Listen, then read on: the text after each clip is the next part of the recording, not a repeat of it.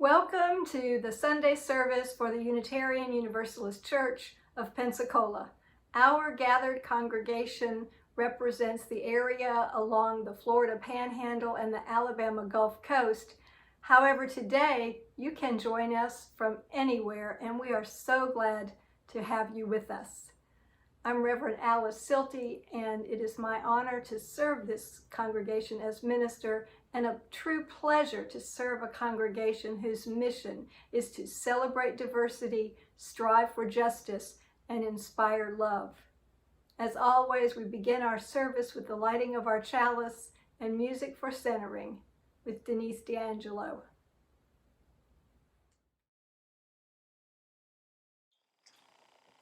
Good morning and welcome to the Unitarian Universalist Church of Pensacola. My name is Mary Lee Donnelly and I'm a longtime member of this congregation.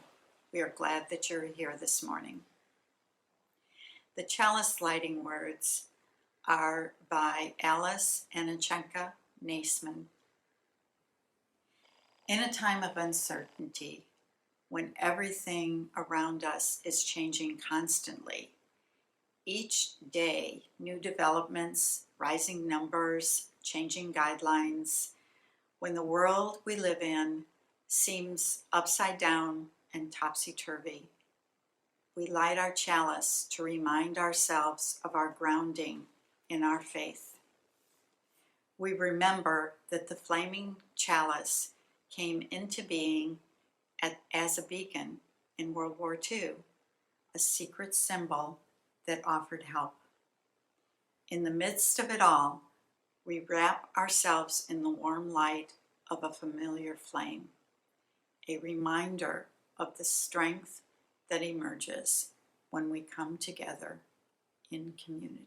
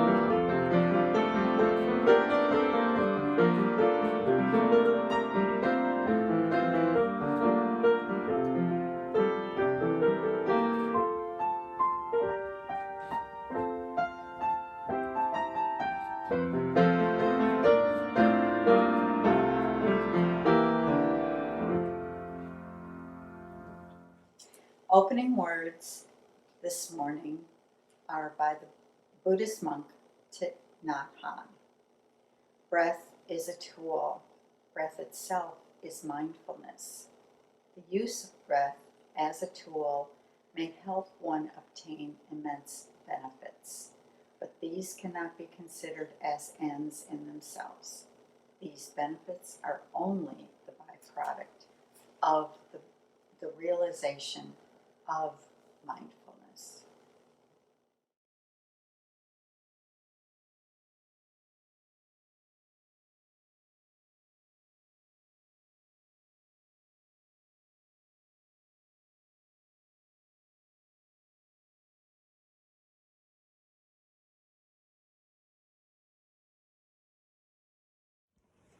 Please join me in reciting the covenant of this congregation. Love is the spirit of this church, and service its law. This is our covenant, to dwell together in peace, to seek the truth in love, and to help one another. There is more love somewhere. There is more love somewhere. I'm gonna keep on till I find it. There is more love somewhere. There is more hope somewhere. There is more hope somewhere. I'm gonna keep on till I find it. There is more hope somewhere. There is more peace somewhere. There is more peace somewhere. I'm gonna keep on till I find it. There is more peace somewhere. There is more joy somewhere. There is more joy somewhere. I'm gonna keep on till I find it. There is more joy somewhere.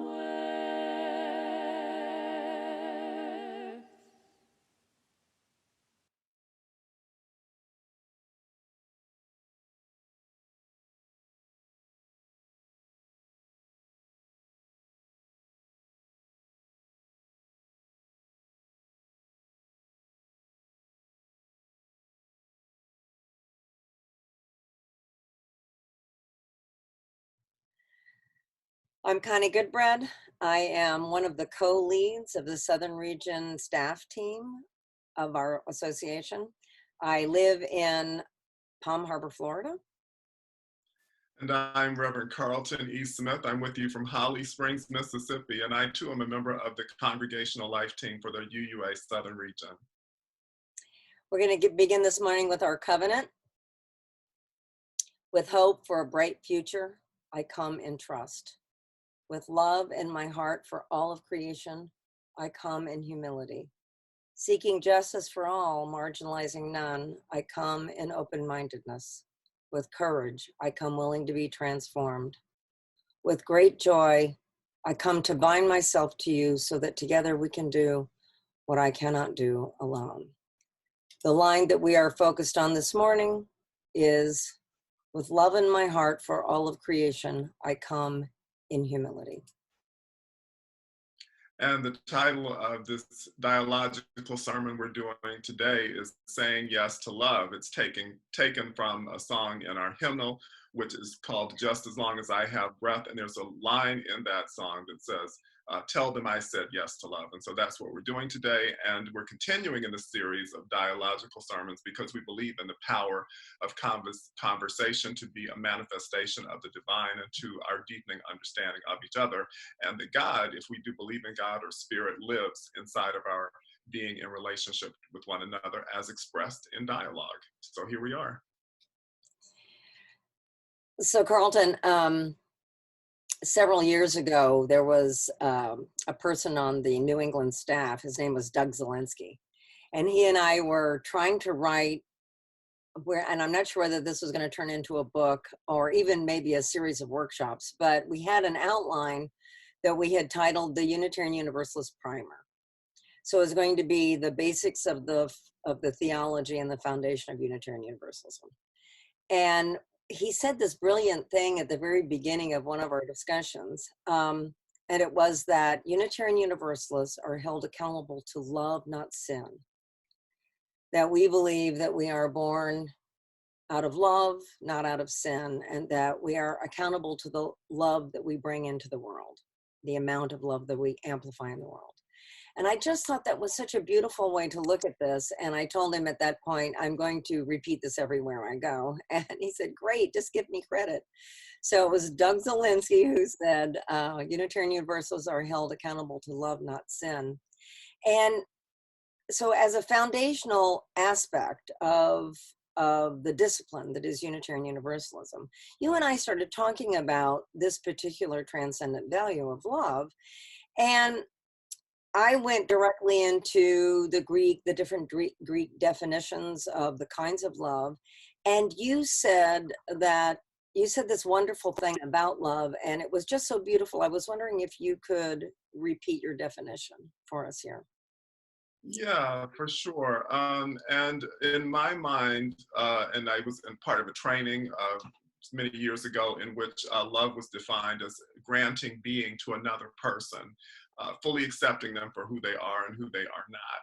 And I thought that was like a really powerful way of summarizing it. And what I've come to realize over the years, Connie, is that for me, love is just a part of a larger, it's just a large pool of that's a feeling, that affection that we might have for other people that has different ways of manifesting depending upon the context. And so what it looks like for us as colleagues looks like some of the conversations we have in which we're vulnerable with each other, in which we're sharing our opinions, in which we're showing up for each other in the way that we said that we would. And I'm thinking about my mom. We just recently observed her passing last week, the anniversary of her passing.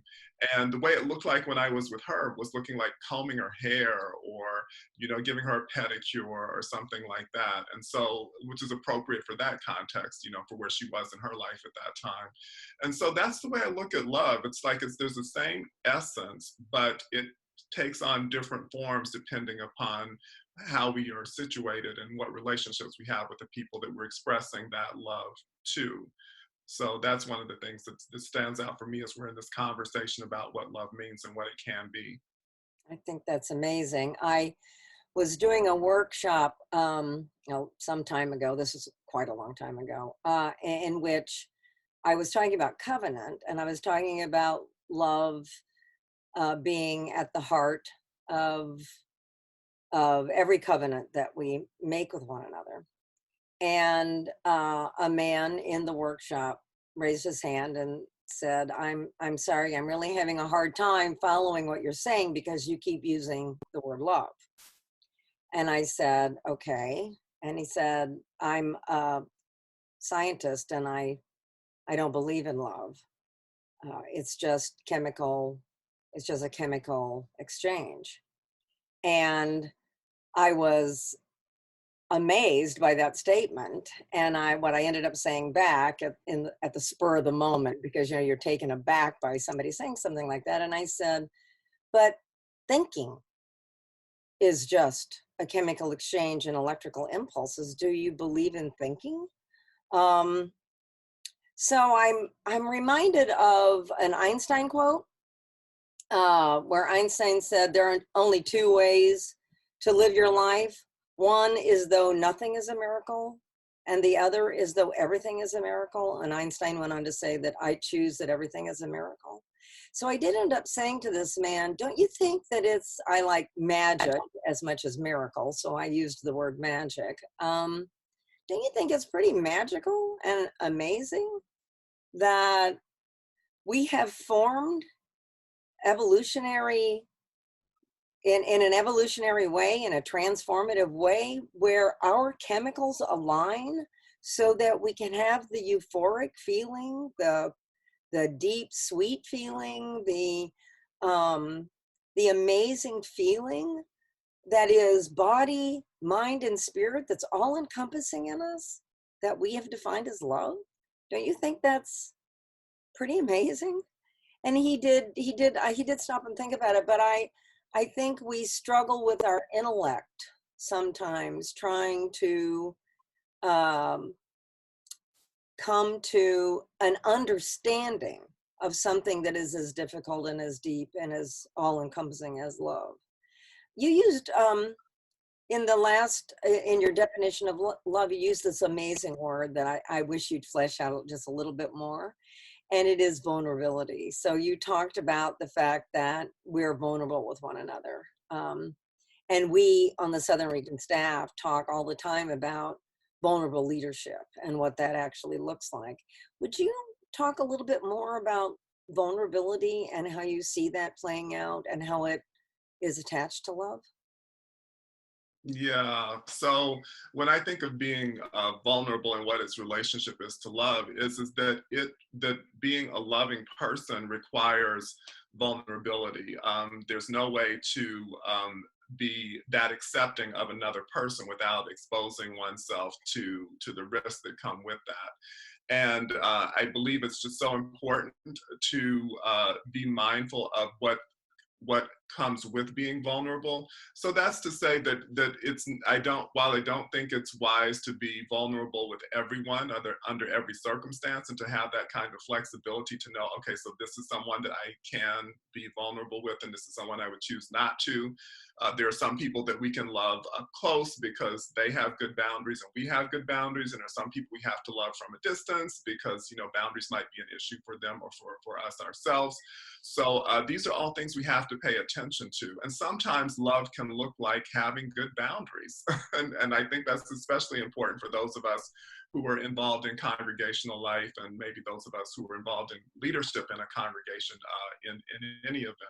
So this is what I would say, and this is why it's so important. Again, we're talking about covenant the last time, we circle back around to it this time, that one of the ways that we express love for one another is coming to an understanding about how we're going to show love to each other, how we're going to be respectful, how we're going to honor each other's boundaries, and how we're going to look out for one another and see how we can be our best selves when we're in each other's presence. And all of that has to do with what it means to be a loving person.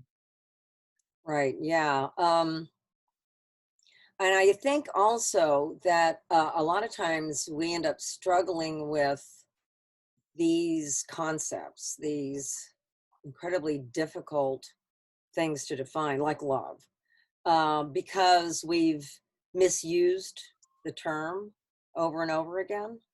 I keep being reminded of the fact that there are commercials that say love builds a Subaru. Um, I'm not sure that's true, but I do think that we end up misusing it, or somebody can say they love you and they can hurt you really badly. And is that really love? So I think that we struggle a little bit with the fact that this is a transcendent value. And while it is in us, it is outside of us too. And we have to recognize that this is a thing that is larger than we are. And it is a thing that we could be talking about for a long, long time and probably never completely understand why this plays out the way it does and what it actually is and what it means to us and where does it exist in the universe outside of us. I think that it's difficult for us to come to a really definite understanding of anything that's a transcendent value, and love is that big thing that is very, very hard to define, and I think we struggle with that. So it comes to clashes between how the word is used as a word and what the transcendent value of love actually is. So I think we struggle with as Unitarian Universalists with that. Yeah, I would agree. And what came to mind for me as you were speaking was my experience of being at the clergy counter protest at Charlottesville, where we were countering the Unite the Right rally in August of 2017. And we were there surrounded by, people who had come to express their dismay of the dismantling of white supremacist culture that's happening, and their resistance to it, and wanting to lift up these objects and these idols from the past of our country, these representations of Confederacy and affirmation of slavery. And there came an opportunity while we were there together where each one of us who was a counter protester had a chance to speak our prayer into that space. And what I chose to say is perfect love cast out all fear, which is taken from the Bible. And it has a lot of meaning for me. And I do believe that when we have that love that is so encompassing and so broad, that it comes to include even those that who have opposing views to ours, and who might be doing things that we don't necessarily approve of or we don't think is helpful. And so that, I think, is the power of that transcendent love that you speak of. So my prayer is that as we go forward in the midst of this current pandemic crisis that we find ourselves in, that we might have more of that experience of that transcendent love that allows us to see our own needs, but also allows us to make space for the needs of others and see them as fully human, even as we see ourselves. That's lovely, Carlton. Thank you. May it be so. Thank you, Connie.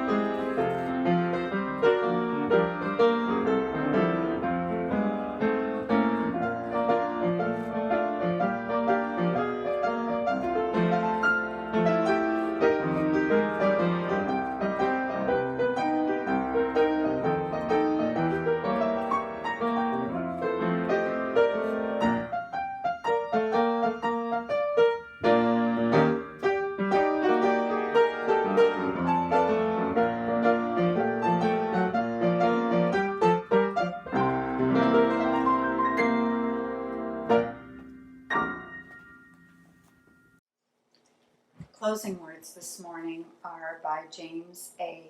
Hobart. As we depart one another, let our hearts be secure through every human season. Let our hearts be secure in seasons of anguish, as in seasons of joy, in seasons of failure, as in seasons of success, in seasons of uncertainty, as in seasons of security. Let our hearts be secure in this dual reality. We are worthy recipients of love and support we can never earn. And we are worthy providers of love and support others cannot earn. Let our hearts be secure. Our hearts know and understand and will respond if invited in.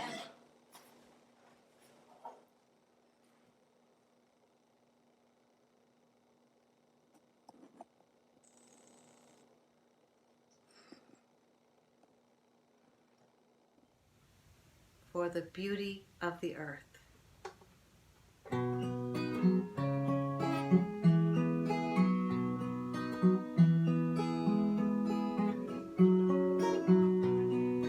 For the beauty of the earth, for the splendor of the skies, for the love which from our birth over and around us lies, source of